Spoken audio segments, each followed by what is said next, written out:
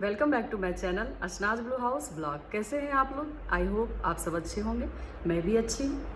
आज की टाइटल तो पढ़ी ही होगी आप लोगों ने, माई फर्स्ट लव, मेरा पहला प्यार, जिसकी तलाश मैं आज तक कर रही हूँ। और मुझे जिस दिन वो मिल जाए तो मैं दोनों हाथों से इस चीज़ को पकड़ लूँ, थाम लूँ और मेरी ज़िंदगी में शामिल कर लूँ। तो आप लोग जानना चाहेंगे कौन है वो, और मुझे बताने में खुशी भी होगी क्योंकि आप लोग मेरे फ्रेंड्स हैं। मैं चाहती हूँ कि मैं अपनी मन की बातें आप लोगों के साथ शेयर करूँ। ऑफ कोर्स जितना मैं खुश हूँ ये बात बताने के लिए, आप लोग भी उतने ही उत्सुक हैं इस बात को जानने के लिए। तो चलिए इस विषय में हम बात करते हैं कि इसकी शुरुआत कब हुई, कहाँ से हुई, तो मैं आप लोगों को बताती हूँ। इससे पहले मैं एक बात आप लोगों से पूछना चाहती हूँ, क्या आप लोगों ने कभी अपने बचपन के सपनों के बारे में कभी सोचा है, जो शायद आपका फर्स्ट लव था और आप लोगों ने इसके बारे में सोचना ही छोड़ दिया हो, कभी चर्चा ही ना किया हो और पीछे मुड़ के देखा ही ना हो? पीछे मुड़ के देखने में कोई बुराई नहीं है। अपने बचपन के प्यार को पाने की चाहत रखनी कोई बुरी बात नहीं है। मैं तो बुरा नहीं मानती, मैं आज तक उसकी कोशिश करती हूँ कि किसी भी तरह मैं उस चीज़ को पालूँ। आप लोग में से कितने लोग हैं जो ईमानदारी से उस चीज़ को पाने की कोशिश किए? मुझे नहीं लगता। और अगर आप कोशिश किए होंगे तो निश्चित रूप में वो चाह, वो प्यार आपकी लाइफ में होगा, आपके जीवन में होगा। मैं तो कई बार कोशिश की, लेकिन मेरे हाथों से जैसे रेत की तरफ फिसलता है ना ज़िंदगी, वैसे ही रेत की तरह मेरे हाथों से वो फिसलता गया। लेकिन उम्मीद नहीं छोड़ी हूँ, उम्मीद पे ही दुनिया टिकी हुई है। तो मैं बताती हूँ इस कहानी की शुरुआत कहाँ से हुई। मैं आपको बताती हूँ, जब मैं छोटी थी तो मैं अपने पापा के साथ उस समय पुलिस लाइन में रहा करती थी, क्योंकि मेरे पापा पुलिस डिपार्टमेंट से हैं और अभी रिटायर्ड पुलिस ऑफिसर हैं। तो जो भी एक्टिविटीज़, जैसे इंडिपेंडेंस डे का प्रोग्राम होता था या रिपब्लिक डे का प्रोग्राम होता था, तो मैं उस समय पापा के साथ जाया करती थी उस प्रोग्राम में। और मेजर साहब तिरंगा लहराते थे उस टाइम में।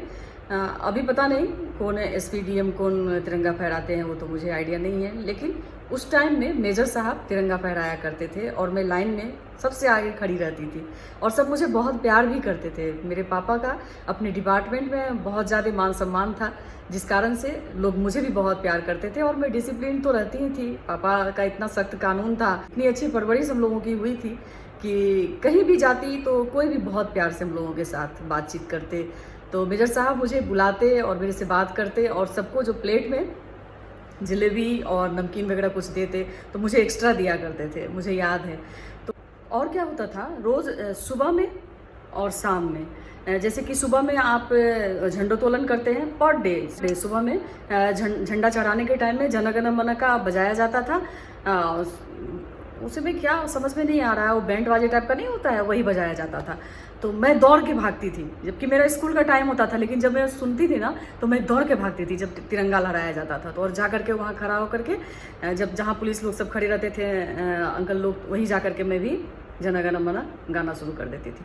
और रोज़ शाम में 5:30 बजे संध्या वेला में उस तिरंगे को उतारा जाता था।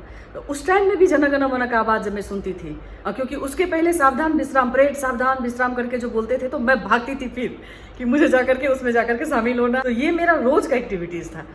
और उस टाइम मेरे मन में ऐसा लगता था कि ओह काश मैं भी इस जगह पर रहूं। तो मेजर अंकल मुझे पहचान गए थे कि ये रोज़ सुबह और शाम आती है। वो मुझे बुला करके एक दिन, काफ़ी लंबे अरसे के बाद, उन्होंने लगभग मेरे एक्टिविटीज़ को देखते हुए कि मैं बराबर आती जाती थी ना, तो एक दिन मुझे बुलाया और मुझे बुला करके बोले, बेटा यहाँ आओ, तुमको मैं रोज़ सुबह देखता हूँ, शाम देखता हूँ, तुम भाग के आती हो, ऐसा क्या है? तो मैं बोली, अंकल मुझे ना ये जो आप बजाते हैं ना, यहाँ जो बजाया जाता है ना जन गण मन का, मुझे बहुत पसंद आता है, इसलिए मैं सुनने के लिए आती हूँ। और वो जो तिरंगा आप उतारते और चढ़ाते हैं ना, वो देखना मुझे बहुत पसंद आता है। तो उन्होंने मुझसे कहा, फिर मेजर अंकल ने मुझसे कहा कि तुमको तिरंगा पसंद है? तो मैं बोली, जी बहुत पसंद है। तो तुम ऐसा क्यों नहीं करती हो कि बड़ी होकर के तुम भी इसी डिपार्टमेंट में आ जाओ, पुलिस डिपार्टमेंट में ही आ जाओ और तिरंगे को उतारना और चढ़ाना। उस दिन मेरे दिमाग में ये चीज़ बैठ गया कि नहीं, मुझे पुलिस विभाग ही ज्वाइन करना है, क्योंकि मेरा फर्स्ट लव पुलिस डिपार्टमेंट ही था, वो वर्दी ही था, जिससे मैं आज तक प्यार करती हूँ और जिसे पाने के लिए मैं अथक प्रयास की। दुर्भाग्य ऐसा रहा कि 2004 में जब मैं बिहार प्रशासनिक सेवा का एग्ज़ाम दी, सब इंस्पेक्टर का एग्ज़ाम दी थी, सारे सब्जेक्ट्स में मेरे 70, 75, 65 ऐसे करके नंबर थे और मैं हिंदी में फेल कर गई। क्योंकि माइनस मार्किंग होता है तो मैं 41 नंबर सही क्वेश्चन बनाई और बाकी जो मैं अपने मन से मार दी, अनटकड़ी जिसको बोलते हैं, मार दी, जिससे कि मेरा माइनस मार्किंग हो करके 27 नंबर हो गया।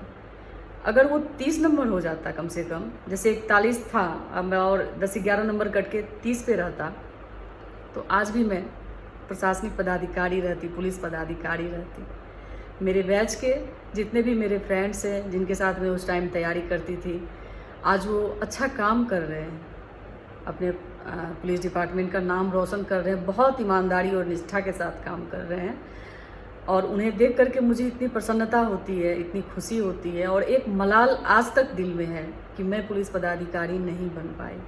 मेरे बचपन का प्यार मुझे आज तक नहीं मिला, जबकि मैं इतना कोशिश कर रही थी, मैं इतने जतन से पढ़ाई कर रही थी और इतने समर्पण से मैं उस चीज़ को पूरा पाना चाह रही थी, नहीं हो पाया। यही था मेरा बचपन का प्यार, जिसे पाने के लिए मैं आज तक परिश्रम कर रही हूँ।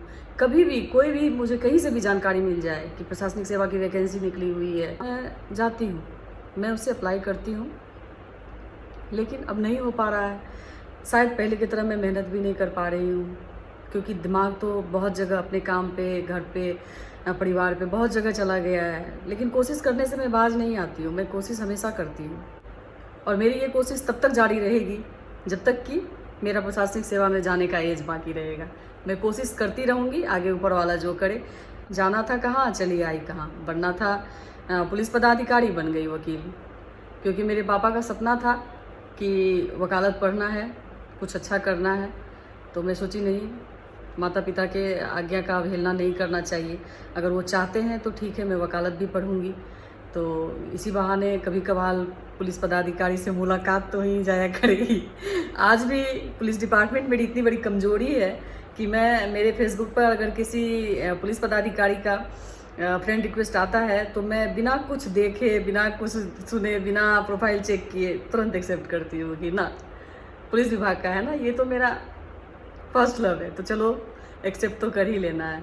तो बताइएगा कैसी लगी मेरी स्टोरी आप लोगों को, और आप लोग के साथ भी ऐसी कोई इंसिडेंट, ऐसा कोई फर्स्ट लव आपका हो तो प्लीज़ मुझसे शेयर कीजिएगा और मुझे बताइएगा, मुझे खुशी होगी। आशा करती हूँ आप लोगों को मेरी स्टोरी अच्छी लगी होगी। और जो मेरे नए व्यूवर्स हैं, जो मुझे आज पहली बार देख रहे हैं, आप लोगों को अगर मेरी ये वीडियो पसंद आई हो तो प्लीज़ मेरे चैनल को सब्सक्राइब करें, लाइक करें, कमेंट करें। आप लोगों के सहयोग की मुझे बहुत ही ज़रूरत है। और जो मेरे वीडियो पे अच्छी कमेंट्स देते हैं, मुझे हौसला देते हैं, मुझे मोटिवेट करते हैं, उन सभी का तहे दिल से धन्यवाद। आशा करती हूँ हम लोगों का साथ ऐसे ही बना हुआ रहेगा। आज के ब्लॉग में बस इतना ही, कल फिर मिलते हैं। Bye bye, take care, love you all guys.